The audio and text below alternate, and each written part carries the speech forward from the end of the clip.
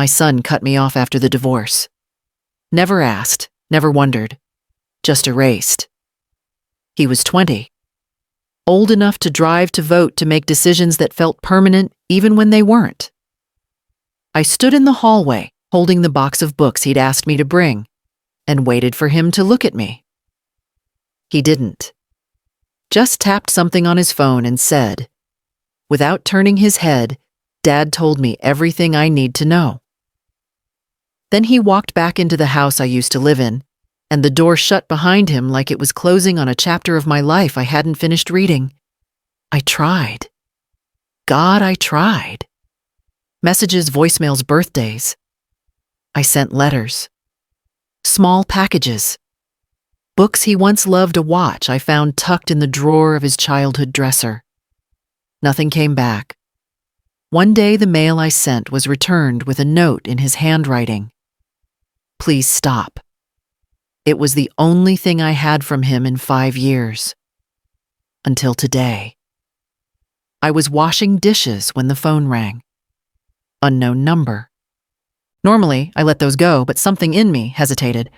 I dried my hands on a dish towel with shaking fingers and answered without thinking. Hello? A pause. Then a breath. Hey, Mom. I sat down slowly. That voice, deeper now, more cautious, but still his. Silas. Yeah, I saw a post online about Grandma Dolores. I didn't know she passed. I wanted to check on you. I closed my eyes. The ache in my chest returned like it had just been waiting for a cue. Thank you, I said, quietly. Another silence. Then, would it be weird if we met up, to talk? I hesitated, not because I didn't want to, but because I'd imagined this moment too many times. It never started like this. All right, I said. Come for dinner Saturday. Okay. He exhaled like he'd been holding his breath for 5 years. Thanks, Mom. The line went dead. I sat there holding the phone, surrounded by dishes and silence. For a long time, I didn't move. I just stared at the place where my son used to hang his coat. The day Martin filed, I thought it was a bluff. We hadn't been happy for years, but we weren't enemies. At least I didn't think we were. I imagined we'd quietly grow apart, divide things like adults, and remain civil for Silas's sake. But Martin had already decided on the story, and he told it well. Emotionally unstable, he told our friends. She left us. She's not well. I heard about it weeks later at the pharmacy of all places. The woman behind the counter looked at me like I was fragile glass. That's how I knew. I had been a librarian before I gave it all up to raise Silas. I was good at my job. Quiet, but steady. There was nothing erratic about me, but Martin was a lawyer, and lawyers know how to win even when they're wrong. He spoke with the confidence of someone who never expected to be questioned, and Silas didn't.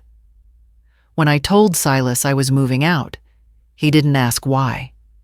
He didn't look up from his phone, just said, Dad said you were planning this for months.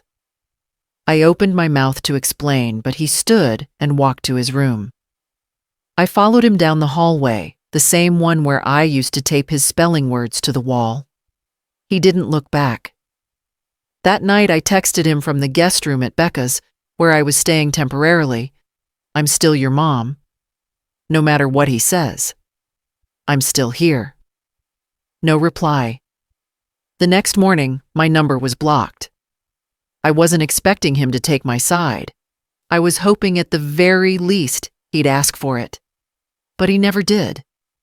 And there was no fight, no screaming, just the cold, flat sound of a door locking behind me, emotionless, effortless. That was the beginning of a new kind of silence, the kind that doesn't come from anger, but from indifference. And for years I lived inside it, quietly, carefully, alone, until the day I picked up the phone and heard his voice on the other end, older and unfamiliar. The first year I sent him messages every month, birthdays, Holidays. The day he used to call Omelet Sunday when we'd flip eggs and make a mess of the kitchen floor. Sometimes they were long letters. Sometimes just a line. Thinking of you. They were all read by no one. I kept his number saved under Silas the Tree emoji from a childhood camping trip when he swore he'd become a park ranger. I couldn't bring myself to delete it. I couldn't bring myself to believe it was permanent. When he graduated from college, I found out from a friend's daughter. I didn't tell anyone I was going. I just drove 3 hours, sat on a bench across the street from the ceremony, and watched the caps fly into the air like birds. He walked out laughing with friends in a navy blue gown that made him look taller than I remembered. He never saw me. I stayed until the crowd thinned. Then I got back in the car and drove home in silence, the program still clutched in my hand like it meant something. That night I texted him again, "I'm proud of you. Always will be." It never delivered. Not long after, my mother's mind began to slip. At first it was names, then dates, then entire years. But she remembered Silas. She always did. Her voice would light up when I visited. "When is that boy coming?" she'd ask, patting the blanket, like he might appear if she left space beside her. He never came. I never told her he wouldn't. On the final night, when her breathing slowed and the nurse pulled me aside, I sent him one last message. "She's asking for you. There's still time." There wasn't. And there was no reply. After the funeral, I stopped sending messages. Not out of anger, not even grief, but because I realized I was filling a room he never stepped into, and the echo had started to sound like my own voice. That silence had shaped every corner of my life until the moment it cracked 5 years later when he said, "Hey, Mom," and asked to come for dinner. It was a Thursday afternoon. I was washing the last of the lunch dishes when the phone rang. The number wasn't saved. Colorado area code, but that didn't mean much anymore. My first instinct was to let it go to voicemail, too many spam calls and charity requests, but something about it stopped me. A nudge, maybe. A voice I hadn't heard in years. "Hello?"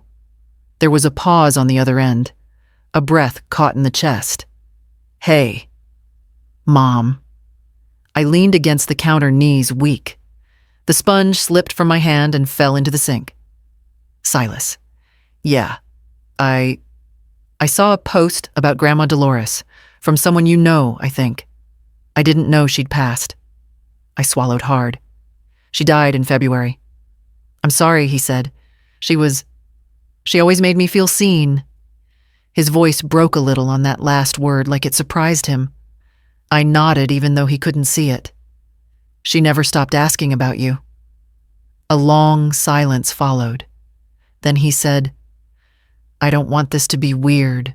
I know it's been a long time and I haven't exactly reached out, but I was wondering if maybe we could talk. In person." I looked out the window. The pine trees behind the house were still dusted with snow. Everything looked calm, but inside me was a storm. "All right," I said. "Come for dinner. Saturday, 6 o'clock. "Yeah. Okay. Thanks, Mom." He hung up before I could say anything else. I stood there a long while, phone in hand, the dial tone humming in the background. Then I walked to the hallway closet, opened it, and stared at the empty hook where his coat used to hang. I hadn't set the table with Dolores's china in years. The edges were chipped in places, but I polished them until they gleamed.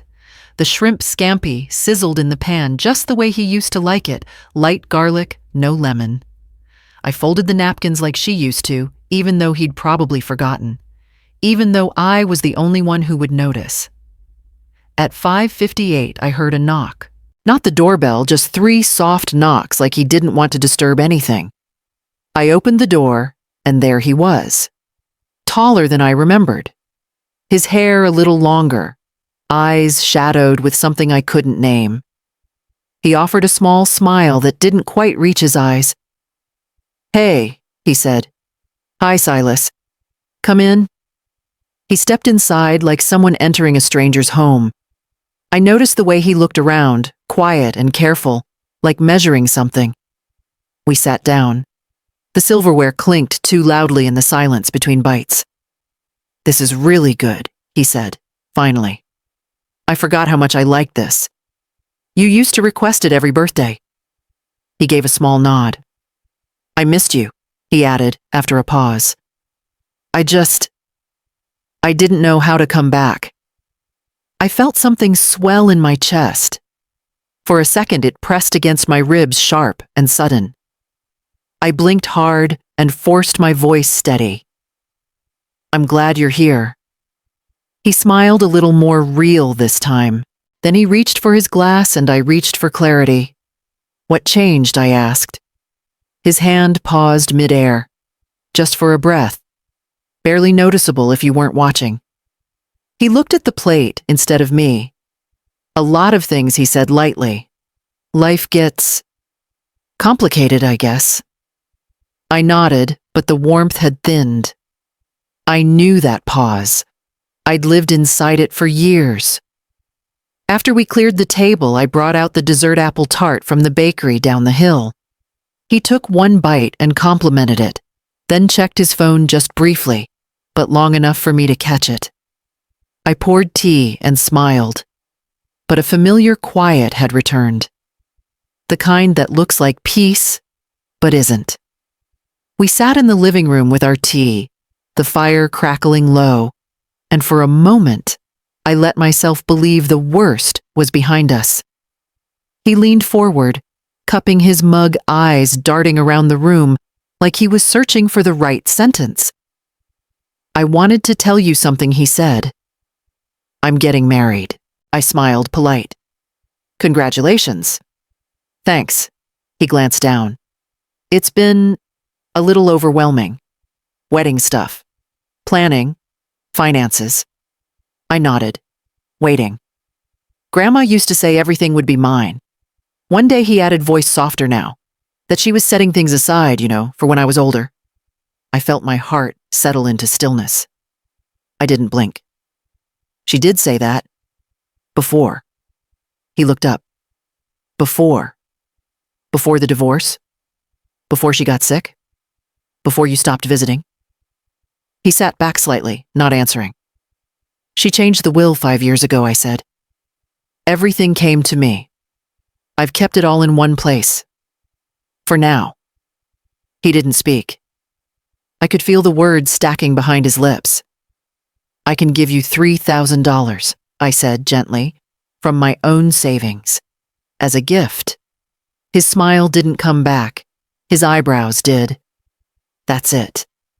My fingers tightened around my cup. "That's what I can offer." He let out a dry breath. I thought, never mind. The air in the room shifted just slightly, but enough to notice. Enough to feel like I'd just stepped into a colder season. I stood to collect the cups, but my hands moved slower than usual. He stayed quiet behind me, and I wondered if the silence was disappointment or calculation. I didn't ask. I already knew. And when I turned back, I could see in his eyes that he wasn't finished yet. He stood to leave slowly, like someone not sure if they were dismissed or defeated. But before he reached the hallway, I spoke. "Silas," I said, and my voice didn't shake. "If you hadn't blocked me, you would have seen the messages." He turned, brows drawn. "What messages?" I walked to the credenza and picked up my phone. "Unblock my number." He hesitated. Then, with a quiet sigh, pulled out his phone, tapped, swiped, paused. Done. I opened my messages, searched his name, then one by one forwarded them. A voice note, Dolores in the hospital calling his name in a voice half there. 3 photos, her hand in mine, the oxygen tubing near her cheek, the last one, just her profile in soft evening light. And the final message sent at 3:12 a.m. The night she died. She's still asking for you. His phone lit up with notifications. One after another after another. He looked down, thumb hovered, then scrolled. He didn't speak for a long time. I didn't know, he whispered, finally. I met his eyes. No. You didn't want to.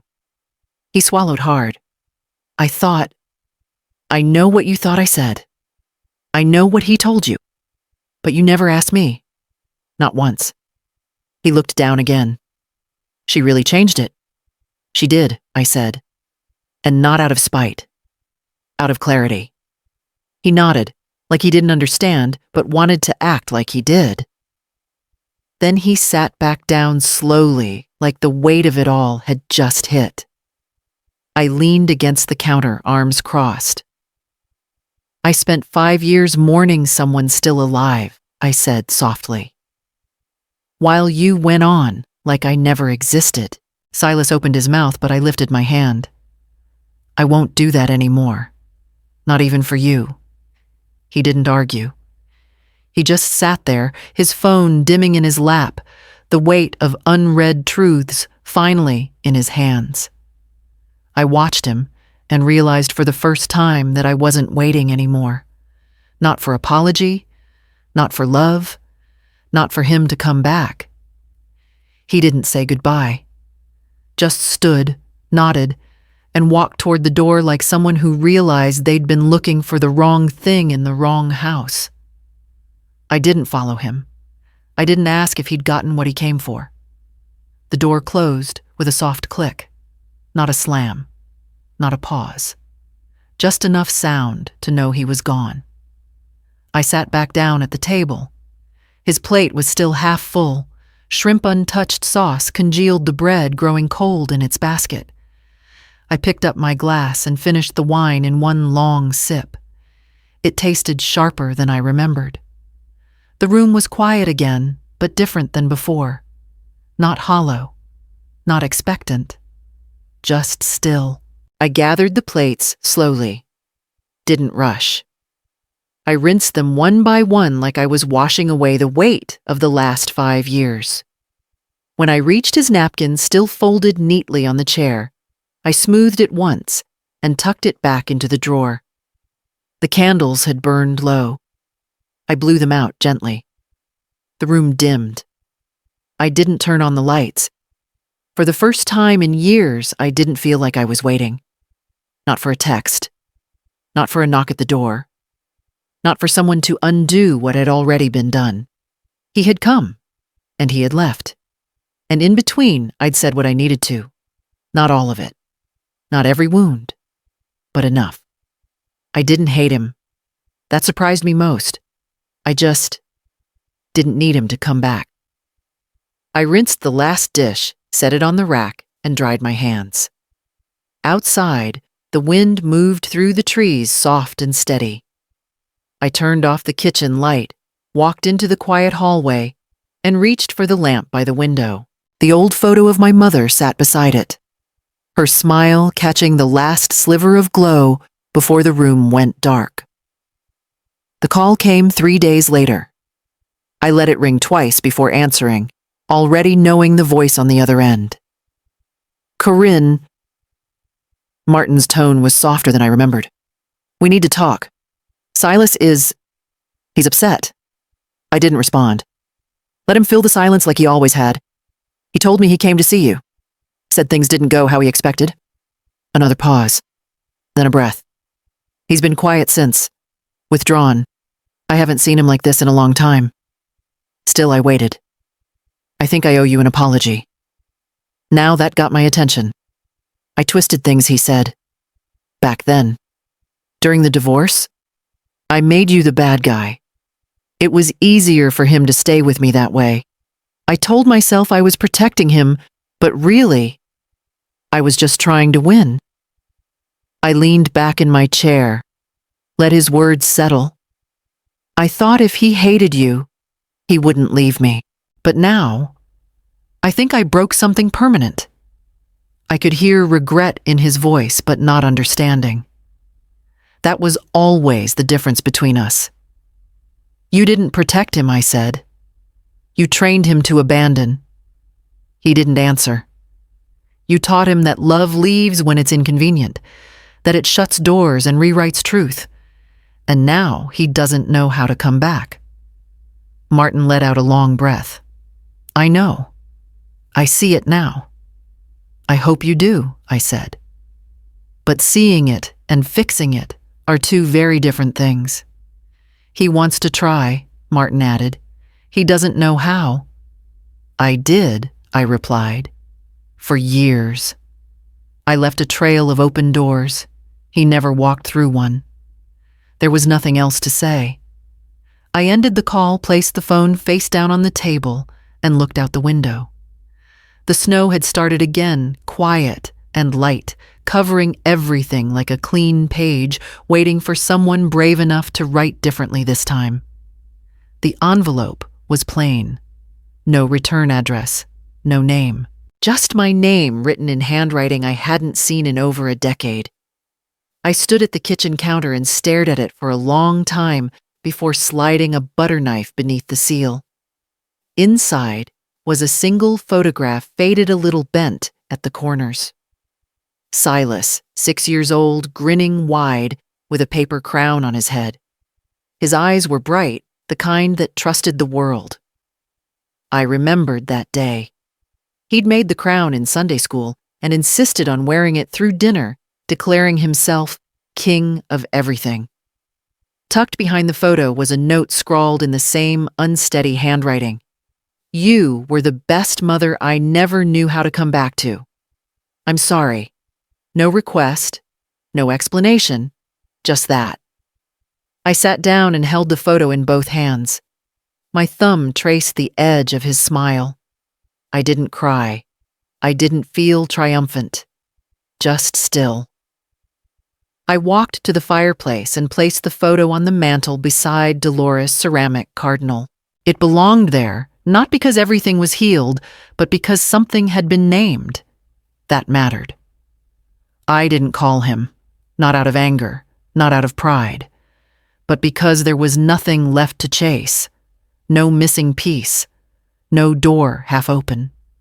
I opened the window. Cold air rolled in crisp and clean.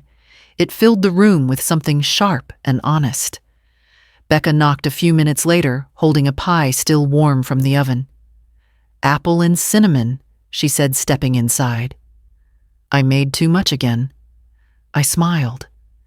I was just thinking this table could use a second chair. She took off her coat, and I grabbed 2 plates from the cupboard. We ate in easy silence, the kind that doesn't expect anything.